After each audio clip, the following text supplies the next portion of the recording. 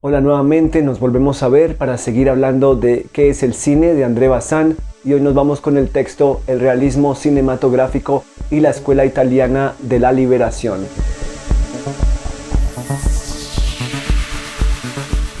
Este texto fue escrito en 1948 para la revista Esprit. Bazin nos hace una síntesis de la historia del cine italiano. Comienza Bazin. Muy justamente se ha equiparado la importancia histórica de Paisà, el film de Rossellini, a la de numerosas obras maestras del cine consideradas ya como clásicas. Georges Sadoul no ha vacilado en evocar Nosferatu, Los Nibelungus o Avaricia. Estoy completamente de acuerdo con este elogio, aunque el parangón con el expresionismo alemán sirve para precisar su importancia, pero no determina su valor en lo que a evolución de la estética cinematográfica se refiere. Habría más bien que evocar la aparición del Potemkin en 1925. Con frecuencia se ha opuesto el realismo de los actuales films italianos al esteticismo de la producción americana y de parte de la francesa. Precisamente por su voluntad de realismo, las películas rusas de Eisenstein, Pudovkin o Dovzhenko resultaron tan revolucionarias en cine como en política, oponiéndose al mismo tiempo al esteticismo expresionista alemán y al vacío culto de la star de Hollywood. Así como ocurre en otros capítulos, Bazin abre este texto presentándonos una opinión ajena sobre la cual él va a discutir y va a armar su propio discurso. En esta ocasión se refiere a la comparación que Sadoul hace de Paisà de Rossellini con Nosferatu, Los Nibelungos o Avaricia. Como leímos, Bazin está de acuerdo en que Paisà tiene la misma relevancia, pero no está de acuerdo en lo que representa el cine expresionista alemán en esta comparación. Recordemos el texto que ya habíamos leído, Evolución del lenguaje cinematográfico, en donde Bazin argumentaba por qué el expresionismo alemán no cabía dentro de lo que para él era una evolución del lenguaje en términos de planos secuencias con profundidad de campo, duración de las acciones, duración de los planos, y por qué aquellos procedimientos en lo que respecta a la duración y la profundidad sí tendían hacia una evolución en el tiempo del lenguaje cinematográfico. Lo que Bazin no profundizaba tanto en aquel texto era la mención que ahora sí hace de Eisenstein, Pudovkin o Dovzhenko, y dice que sus películas, las de ellos, resultaron tan revolucionarias en cine como en política, oponiéndose al mismo tiempo al esteticismo expresionista alemán y al vacío culto de la star de Hollywood. Se refiere a que en términos estéticos ellos están buscando otra forma de acercamiento a la realidad, otra forma de realismo. Eso no estaba tan claro, digamos, en el texto de Evolución del lenguaje cinematográfico, pero esperamos que Bazin lo vaya desarrollando más y más cada vez. Recordemos que en aquel texto él se, digamos, entre comillas, se oponía un poco al montaje cinematográfico por la fragmentación que hacía, por la carencia de ambigüedad, por la lectura unívoca que se podía hacer de las situaciones y de los significados, y por eso prefería el plano secuencia con profundidad de campo y los planos y acciones de larga duración. Por tales motivos sorprende que aquí mencione a Eisenstein, Pudovkin y Dovzhenko relacionados con una búsqueda específica del realismo. Retomemos a Bazin. Como Potemkin, Paisà, El limpiabotas, Roma, Città aperta, constituyen una nueva fase de la ya radical oposición entre realismo y esteticismo cinematográfico. Pero la historia no se repite. Lo que nos interesa precisar es la forma particular que reviste hoy este conflicto estético, las nuevas soluciones a las que, en 1947, debe el realismo italiano su victoria. Entonces Bazin escribe el presente texto en 1948 para la revista Esprit y por lo que acabamos de leer, Bazin da por hecho una victoria del realismo italiano en esa época. ¿A qué se refiere Bazin con esta victoria del realismo en el cine italiano? Los precursores. Dice Bazin, ante la originalidad de la producción italiana y debido al entusiasmo provocado por la sorpresa, se ha descuidado quizás el profundizar en las causas de este renacimiento, prefiriendo ver en él una especie de generación espontánea surgida como un enjambre de abejas de los putrefactos cadáveres del fascismo y de la guerra. Es indudable que la liberación y las formas sociales, morales y económicas que ha provocado en Italia han jugado un papel determinante en la producción cinematográfica. Tendremos ocasión de volver sobre este punto, pero solo la ignorancia que padecemos acerca del cine italiano ha podido hacernos caer en la seductora hipótesis de un milagro sin preparación alguna. Es posible que Italia sea actualmente el país donde la inteligencia cinematográfica está más agudizada, si se juzga por el volumen y la calidad de sus guiones cinematográficos. El Centro Sperimentale di Cinematografia de Roma ha precedido en varios años al IDHEC y sus especulaciones intelectuales no se han mostrado tan inoperantes en el campo de la realización como en nuestro caso. La separación radical entre la crítica y la puesta en escena es tan inexistente en el cine italiano como aquí en el terreno literario. Vale la pena agregar que varios cineastas que posteriormente tendrían renombre comenzaron participando en la revista Cinema, dirigida por Vittorio Mussolini, el hijo de Mussolini, y esta revista abría las puertas a varios tipos de pensamiento dentro del cine, a pesar de haberse creado dentro del núcleo del fascismo. Continúa Bazán. Por lo demás, el fascismo, que, a diferencia del nazismo, dejó subsistir un cierto pluralismo artístico, se interesó especialmente por el cine. Podrán hacerse todas las reservas que se quiera sobre el Festival de Venecia en relación con los intereses políticos del Duce, pero no se puede negar que esta idea de un festival internacional se ha mostrado fecunda, y para calcular su prestigio actual basta contemplar cómo 4 o 5 naciones europeas se disputan los despojos. El capitalismo y el dirigismo fascistas han servido al menos para dotar a Italia con modernos estudios. Aunque hayan servido para producir films deplorables, melodramáticos y grandilocuentes, también es cierto que no han impedido a algunos hombres inteligentes y lo suficientemente hábiles para tratar temas de actualidad sin entrar en conflicto con el régimen, filmar obras de valor que presagiaban ya sus conquistas actuales. Por lo demás, incluso cuando la estupidez capitalista o politicante constreñía al máximo la producción comercial, la inteligencia, la cultura y la investigación se refugiaban escribiendo, rodando cortometrajes u organizando reuniones de cinemateca. Bazán toca un punto muy importante, y es como durante estos años del fascismo hubo una dotación y hubo equipos en el cine italiano y en los estudios para que después, podemos inferir, se lograra tal cantidad de producción y con estándares de calidad altos. Continúa Bazán.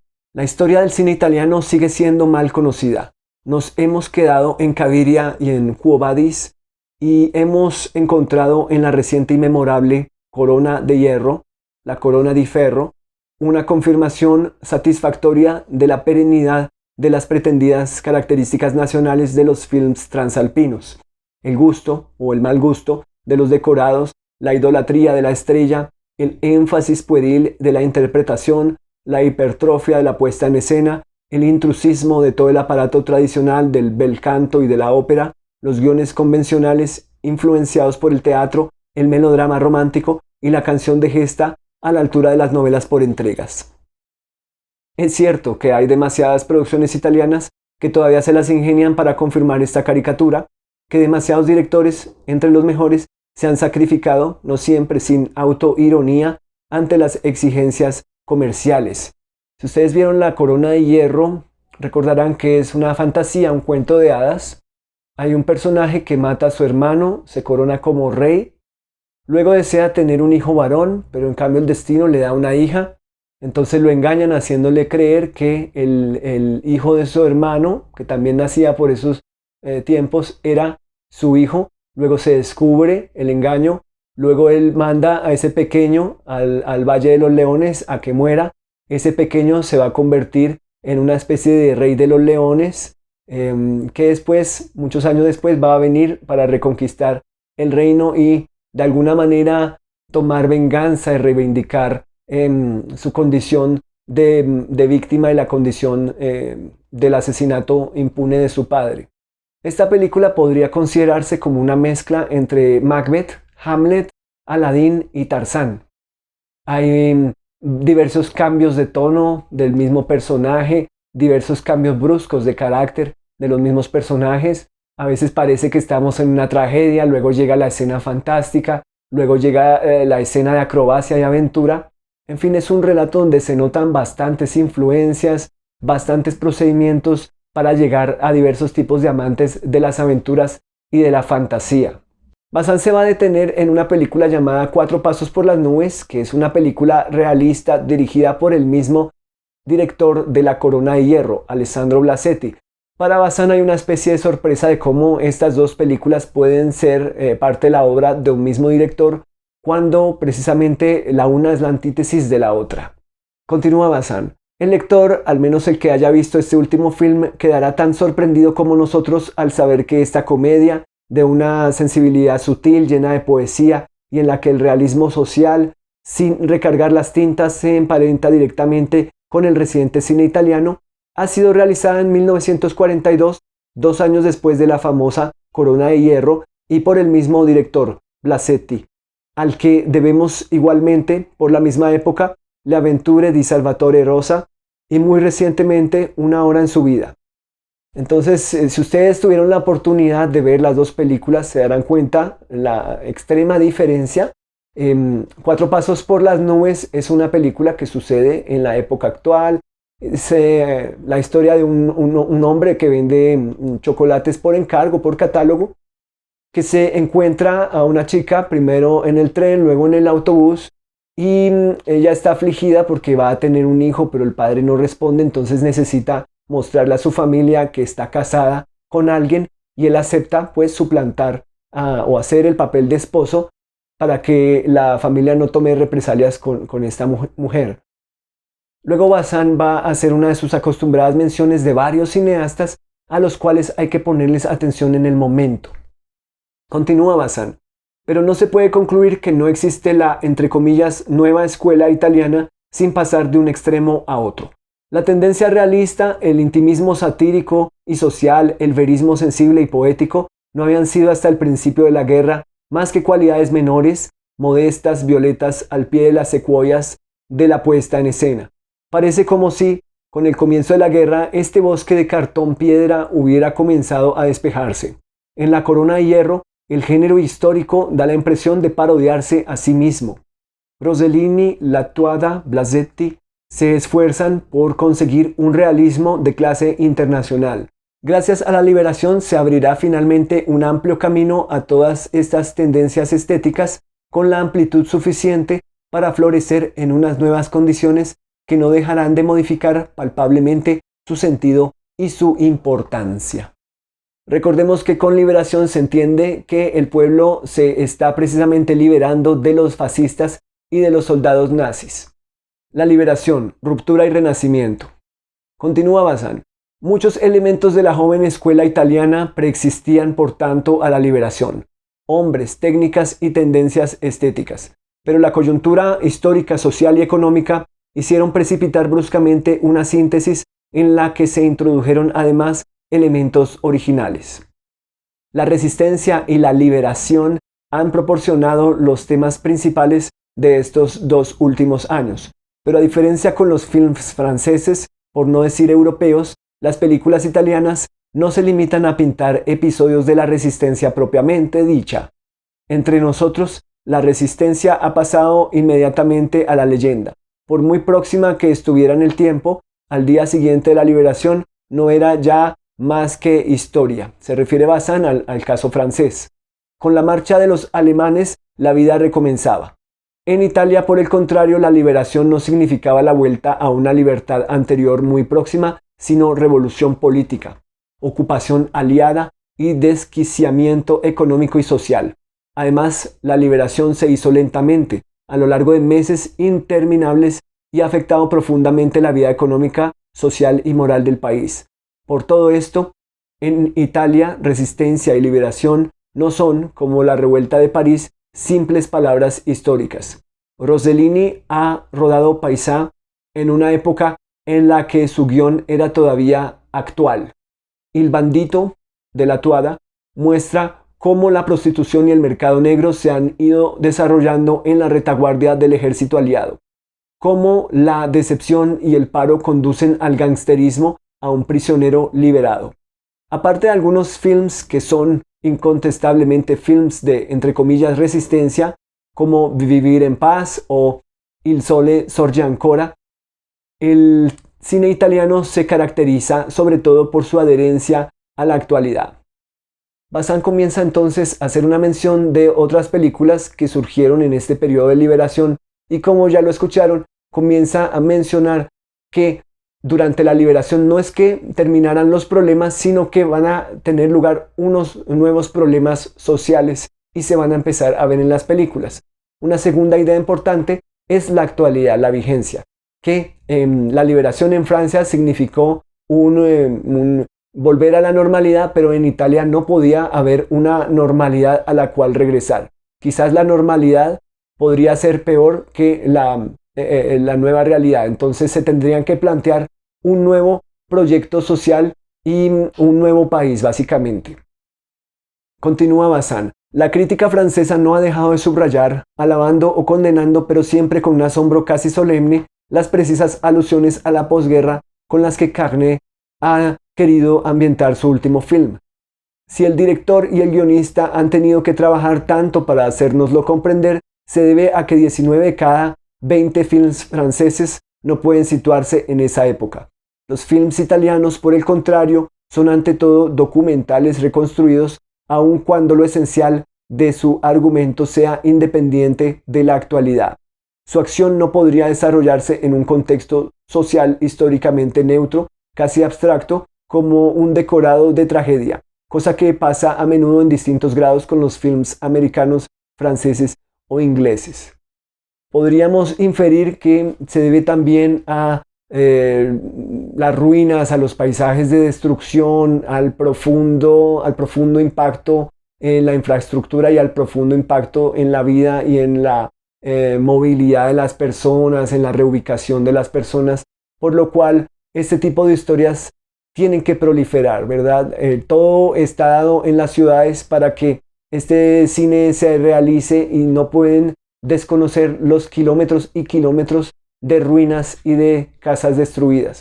Como dice un personaje en la película El bandido de la Tuada, aquí habría trabajo hasta el año 3000, se refiere a la restauración y la reconstrucción de las calles y de las ciudades. Agrega Bazán. Se desprende de aquí que las películas italianas presentan un valor documental excepcional que no puede separarse del guión sin arrastrar con él todo el terreno social en el que hunden sus raíces. Esta perfecta y natural adherencia a la realidad se explica y justifica interiormente por una adhesión espiritual a la época. Esto es muy importante, muy interesante, y es lo que básicamente hará que el caso italiano sea especial para Bazán. En otros países también hubo guerra, también hubo destrucción, pero en Italia esta adhesión espiritual a la época es algo muy especial y esperemos que Bazán nos siga desarrollando más y más. Volvamos a sus palabras. Esta perfecta y natural adherencia a la realidad se explica y justifica interiormente por una adhesión espiritual a la época. ¿Dónde se ve esa profunda adhesión espiritual? ¿Cómo está constituida? Les pregunto, ¿podría tener que ver con la educación humanista, con la cultura o las diferentes culturas del humanismo en Italia? ¿Podrá tener que ver con el aspecto religioso en Italia? ¿Qué creen ustedes? Continúa Bazán. La historia italiana reciente es sin duda irreversible. La guerra no puede considerarse como un paréntesis, sino como una conclusión, como el fin de una época. En un cierto sentido, Italia no tiene más que 3 años de vida, pero la misma causa podía haber producido otros efectos, lo que resulta admirable y asegura una amplia audiencia moral al cine italiano en las naciones occidentales es el sentido que toma esta pintura de la actualidad. En un mundo que estaba y sigue estando obsesionado por el temor y el odio, en el que la realidad no es casi nunca aceptada por sí misma, sino rechazada o prohibida como un signo político, el cine italiano es ciertamente el único que salva, en el interior mismo de la época que pinta, un humanismo revolucionario. Muy interesante, y si las palabras de Bazán tienen resonancia en nosotros, debemos preguntarnos qué otros rasgos dentro de la cultura italiana, dentro de sus tradiciones artísticas, humanísticas, harían que esto fuera posible. Como se puede inferir de las palabras de Bazán, en otros países, en otras culturas, la realidad es algo que hay que esconder debajo del tapete, es algo de lo que hay que huir, es algo de lo que hay que distraerse, es algo de lo que no hay que hablar. Pero en este país, en Italia, ocurre algo sorprendente, y es que las cosas se dicen, se hablan, se abordan en su momento. La realidad atroz que vivieron no es en vano, tiene que reflexionarse, tiene que ponerse en forma de historias. De esto surgen problemas sociales, con la liberación obviamente, pero también surgen ideas, surgen situaciones morales sobre las cuales hay que hablar y se tienen que escuchar varias voces. Amor y desacuerdo con la realidad. Continúa Bazán. Los films italianos recientes son al menos pre-revolucionarios. Todos rechazan implícita o explícitamente, utilizando el humor, la sátira o la poesía, la realidad social que utilizan. Pero saben también, hasta cuando toman posiciones muy concretas, no servirse de esta realidad como un medio. El que no la condenen no les obliga a emplear con ella la mala fe. No olvidan que el mundo, antes de ser condenable, entre comillas, es. Simplemente. Lo que voy a decir es probablemente estúpido y tan ingenuo como el elogio que hacía Beaumarchais de las lágrimas del melodrama. Pero decidme si al salir de ver un film italiano no os sentís mejores, si no sentís el deseo de cambiar el orden de las cosas y de hacerlo convenciendo a los hombres, al menos a los que pueden llegar a convencerse de que solo la ceguera, los prejuicios o la mala suerte son los causantes de que hagamos daño a nuestros semejantes. Por eso, cuando se leen sus resúmenes, los guiones de muchos films italianos no resisten el ridículo. Muy a menudo, al reducirlos a su intriga, no son más que melodramas moralizantes. Pero en el film, todos los personajes existen con una verdad estremecedora. Ninguno queda reducido al estado de cosa o de símbolo, lo que permitiría odiarle confortablemente sin haber tenido que superar previamente el equívoco de su humanidad. Yo estaría dispuesto a considerar su humanismo como el principal mérito en cuanto al fondo de los films italianos actuales.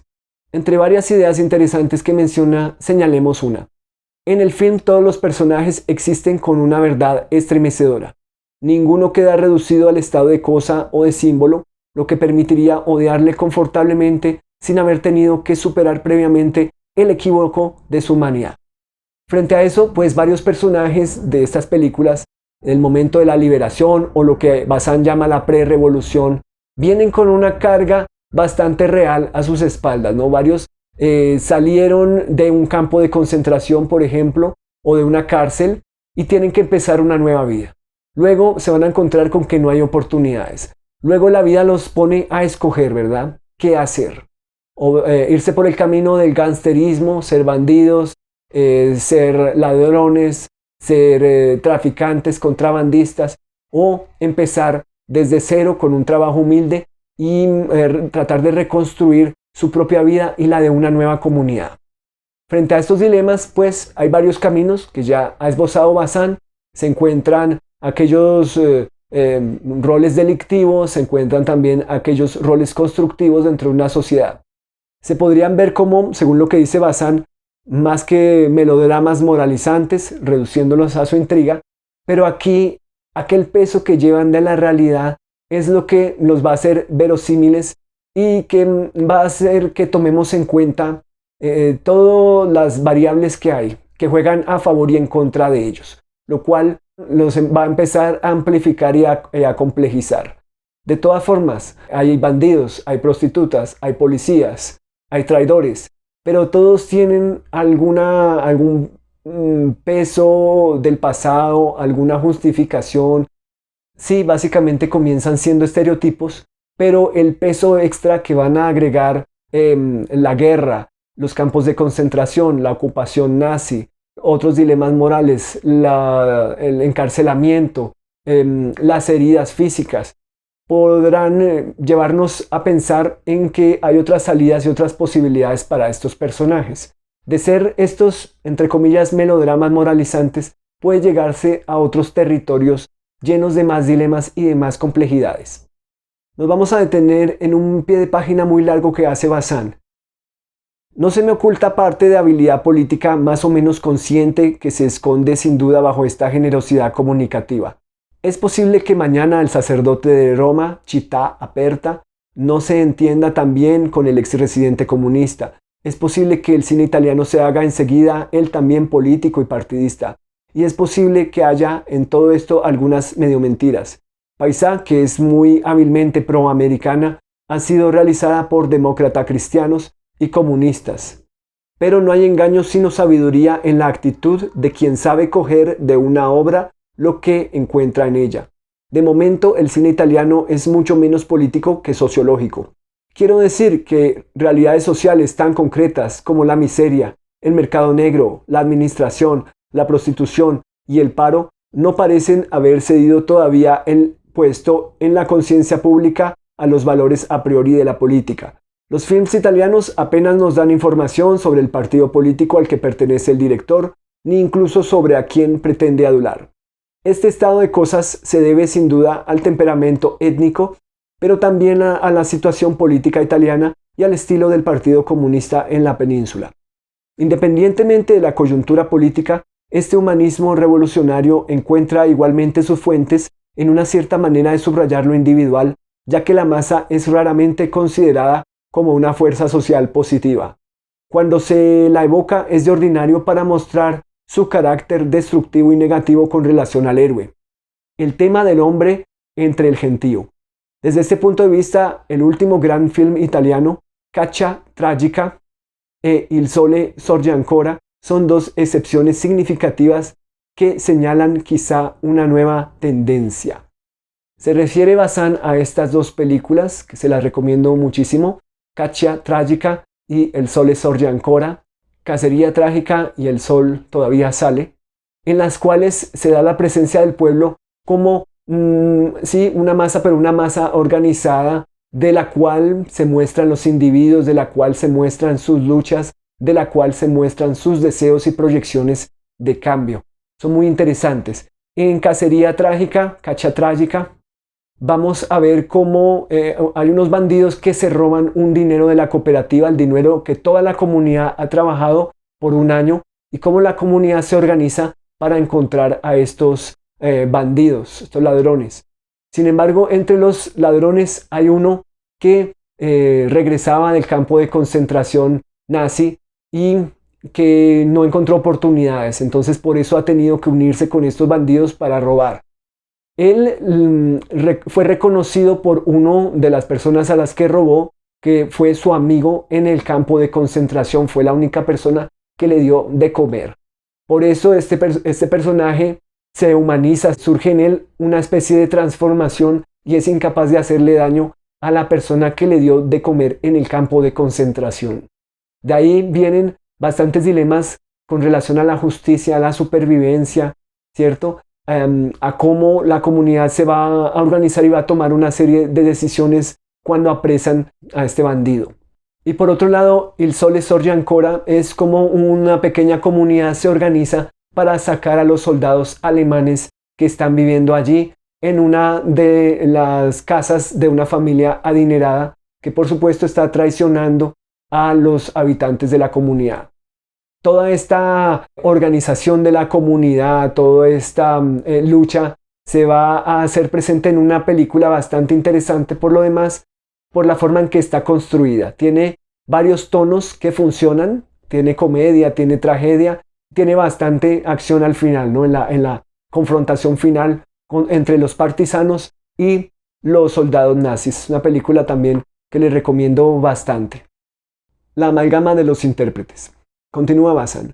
Lo que desde el primer momento y muy lógicamente ha sorprendido al público ha sido la excelencia de los intérpretes italianos.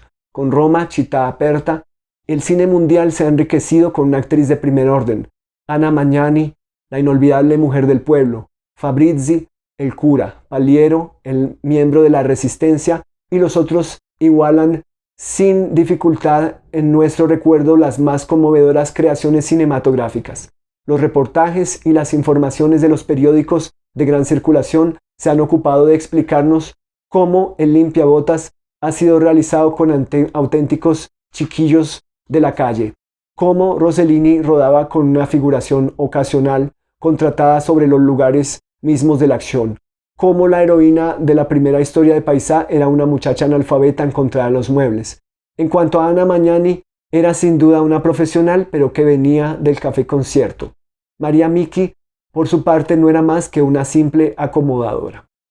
Si este reclutamiento de los intérpretes se opone a las costumbres del cine, no constituye sin embargo un método absolutamente nuevo. Su constancia, por el contrario, a través de todas las formas, entre comillas, realistas del cine, desde, puede decirse, Louis Lumière, permiten descubrir ahí una ley cinematográfica que la escuela italiana solamente confirma y permite formular con singularidad. Ya en otra época se admiró en el cine ruso su postura decidida de recurrir a actores no profesionales que representaban en la pantalla el papel de su vida cotidiana. Y dentro de su búsqueda de rasgos de realidad, realismos dentro de las artes, es importante que Bazin mencione este aspecto sobre los actores no profesionales. Menciona varias de las cinematografías que se han servido por alguna o por otra razón de personas que nunca han trabajado ante una cámara porque tienen algo auténtico, porque tienen algo que aportar, ¿cierto? Porque se están tratando de representar a sí mismos, o podríamos decir, no hay representación, sino que son ellos mismos. Pero esto pues obviamente tendrá sus aristas y sus problemas. Sin embargo, anótenlo ahí porque Bazin lo va a rescatar también en otros de los textos que vienen acerca de cine italiano. Y curiosamente Bazin hace una mención de los actores no profesionales en el cine ruso.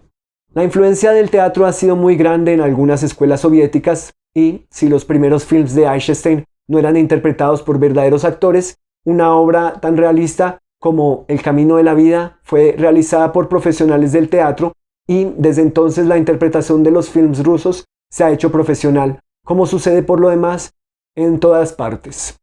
Ninguna gran escuela cinematográfica entre 1925 y el cine italiano actual reivindicará la ausencia de actores, aunque de cuando en cuando un film fuera de serie despertará el interés. Y será siempre una obra próxima al reportaje social. Citemos dos ejemplos: Frente de Teruel o L'Espoir y La última oportunidad. También alrededor de ellos se ha creado una leyenda. Los héroes del film de Malraux no son todos actores ocasionales, circunstancialmente encargados de representar el personaje en su vida cotidiana. Es el caso de muchos de entre ellos, pero no de los principales. El campesino, en particular, era un actor cómico bien conocido en Madrid. En cuanto a La última oportunidad, si los soldados aliados son auténticos aviadores derribados en el cielo suizo, la mujer judía, por ejemplo, es actriz de teatro. Habría que referirse a films como Tabú para no encontrar ningún actor profesional, pero en ese caso se trata, como en los films de niños, de un género muy particular en que el actor profesional resulta casi inconcebible. Algo muy interesante de Bazin es su pensamiento dialéctico. Está buscando hitos del cine en donde hay actores no profesionales, pero también dentro de esos mismos hitos busca presencias de actores profesionales que lograron hacer una especie de balance dentro de estas obras. Muy recomendado este capítulo dentro del capítulo. Dice Bazin: los no profesionales son evidentemente elegidos por su adecuación con el papel que deben representar, conformidad física y biográfica. Cuando la amalgama ha triunfado, la experiencia demuestra que solo lo hace cuando se cumplen ciertas condiciones, digamos, entre comillas, morales, del guión. Se obtiene precisamente esta extraordinaria sensación de verdad en los films italianos actuales. Da la impresión de que la adhesión de todos ellos a un guión que sienten profundamente y que les exige un mínimo de mentira dramática es el origen de una especie de ósmosis entre los intérpretes. La ingenuidad técnica de unos se beneficia con la experiencia de otros, mientras que estos se aprovechan de la autenticidad general. Bazin se extiende sobre este tema e incluso llega a analizar ciertos comportamientos que están fuera de la pantalla, ¿cierto? ¿Cuál es el futuro que espera a los actores no profesionales, ¿cierto? Un futuro trágico, según las experiencias o lo que él ha llegado a ver.